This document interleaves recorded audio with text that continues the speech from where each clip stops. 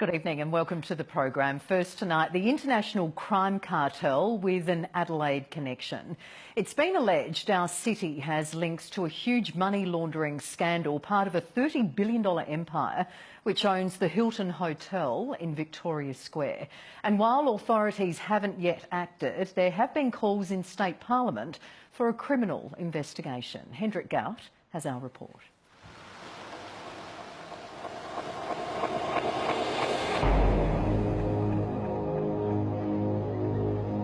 That hotel here in Adelaide has been used for money laundering to the extent of $30 million.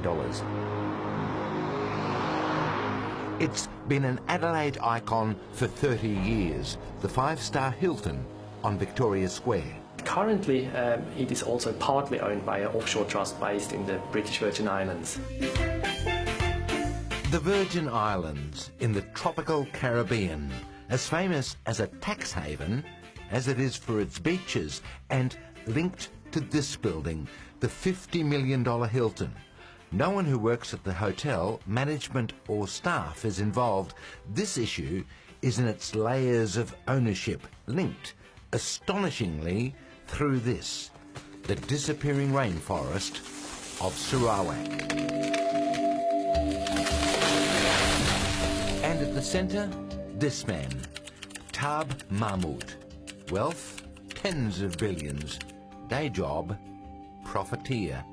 Nominal position, former Chief Minister and Governor.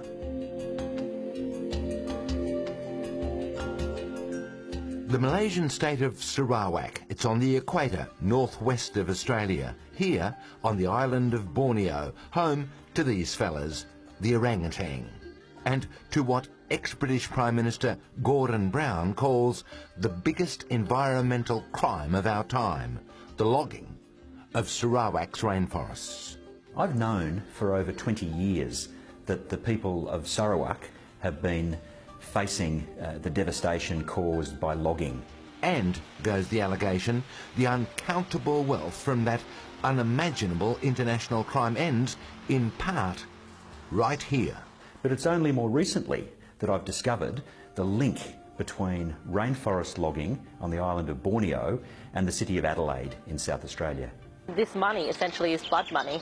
But I had no knowledge whatsoever. It started here in the 1950s. A young Sarawak student, Taib Mahmud, arrived in Adelaide to study law. Under what was then known as the Colombo Plan, which was like a scholarship where students from Asia or South Asia were able to come here to study and then go back to help benefit their own countries. Here's how he eventually helped his own country and himself, so allegedly despicable they've led to international protests in the United States, Canada, Europe. Along the way, he's garnered a family fortune estimated to be worth up to $30 billion, and, claims the Swiss NGO Bruno Mansa Fonds, he has been linked to allegations of corruption, the likes of which the world has seldom seen, culminating in a long-running investigation by Malaysia's Anti-Corruption Commission. But before all that, after uni, he took a job here, the Supreme Court of South Australia.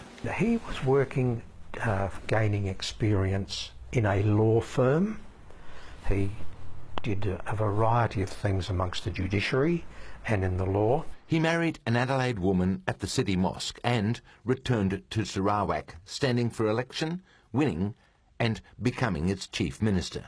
Oh, about 15 years later, I get a phone call from somebody from Malaysia to say that this gentleman was coming to Adelaide for the first time with his family and that he is now the Chief Minister of Sarawak. Today Tonight has tracked down one of Taib's former Adelaide University friends, John Kiosolus, at his Adelaide home. He says the Chief Minister asked him to organise a VIP cocktail party and the VIP guests.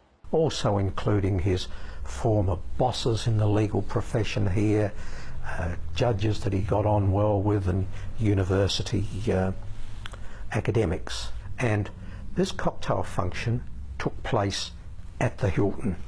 At the time, the Hilton was Adelaide's only five-star hotel, and it was something of a surprise that Taib Mahmud, then being paid a comparatively modest ministerial salary, had $30 million to buy it. He then said to me, would you be interested in being a director on the family company for the Hilton? I said, you're a Hilton, an Australian, so that there's an Australian director to comply, he said, with Australian laws, that there is somebody there on the company. So now, John was a director of Sighthost, the company which owns the Hilton, and while these sorts of international deals are never straightforward, the tens of millions of dollars used to buy the Hilton was almost certainly underwritten by rainforest logging. But I had no knowledge whatsoever. The more forest got chopped down, the richer Taib became, as helpless native villagers lost their forest homes. As this secretly recorded conversation with Taib relatives shows, there's no compassion. They are actually squatters on the land, because the land doesn't belong to them, it's a government land. So they're squatting. Meanwhile, John started hearing rumours. And that how about in Malaysia? They are the destructors of the forests, which affects the orangutans and the other wildlife and that there. He flew to Malaysia, where he met with Taib. And did you raise this with him at the time? He said, forests have been chopped down, but we have one of the best reforestation programs in the world. Here's that reforestation program. Sarawak has lost as much as 90% of its original rainforest and is now the world's largest exporter of tropical logs and sawn timber. He offered me to be taken to go and see for myself. Rightly or wrongly, I said, thank you, that's not necessary. So I didn't do it. The orangutans, with the lowest birth rate of any land animal, just once every 8 years, sit on a sawdust pile overlooking the export logs. Tourists who come to Borneo to see the rainforest can watch it come to them. What type of wood is it? Is it from the forest? Yes. To be sold to make furniture, or? Wow. In their place, oil palms, vast plantations of oil palms, as Taib became one of the world's richest families. One group, posing as investors, were offered virgin land now owned by a company called Ample Angus, owned by Taib's first cousin. Ample Angus belongs to my family. Right. But my sisters, the 4 elder ones, are in the company. Yeah. Of course, it's from the CM's directive, but I can speak to the CM very easily. Can you? Yes. And how did she get this forest? And do you think he will agree to it? Yeah. He was the one who gave us that land. Okay. Yeah. He's my cousin. So. Yeah. Of course, owning the land and raising the jungle is without profit unless you have export licenses for the timber. So, another relative explains how to get the export licenses, which are granted by Taib Mahmud. It's like, I award you this license. In return, you're grateful to me, maybe say I give you a percentage. Okay, so he looked for a percentage from the license. Yes. Peter Jaban was born in Sarawak. Most of the radio, the TV belongs to him. Not only is Taib Mahmud said to control Sarawak media, there's even his official government documentary where they sing his praises. We love Taib Mahmud. We love Taib Mahmud. We love Taib Mahmud. We love Taib Mahmud. Terima kasih Taib Mahmud. So, how much do they love him? When he arrives, they literally roll out the red carpet. Accused by the dispossessed and the landless of living a lavish lifestyle, What do you mean by lavish? Well, the Rolls Royce, just perhaps. My family and myself are doing well. It has nothing to do with exploitation, taking anything out of this country. It's normal business. If you got talents, you got some money, you can really build good business. But you don't have to be corrupt to do this one. Does he deny the corruption allegations? Yeah, of course. Meanwhile, Taib was splashing money around his alma mater. So much did he donate. In 2008, the university named a courtyard after him right in front of the law school, and it awarded him an honorary doctorate. The Vice-Chancellor, Professor Warren Bebbington, refused an interview and would not reveal the extent of the donations, which bought this honour.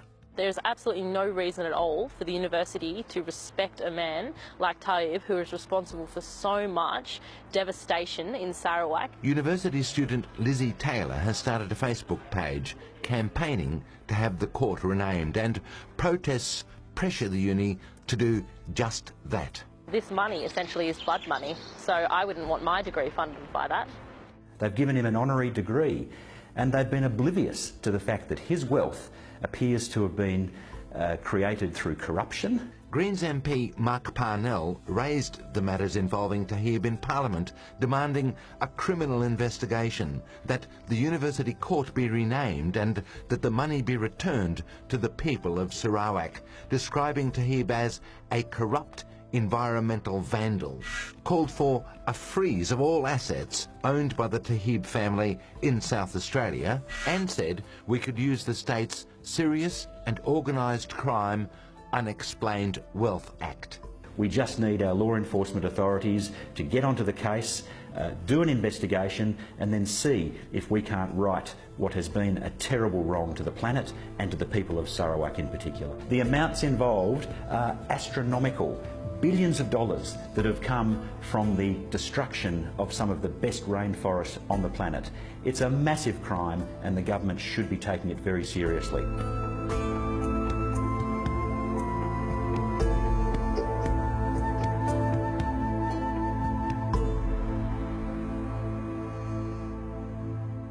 Hendrik Gart with that report, but coming up right after the break, credit cards and home loans. We survey the best deals and reveal the handsome incentives.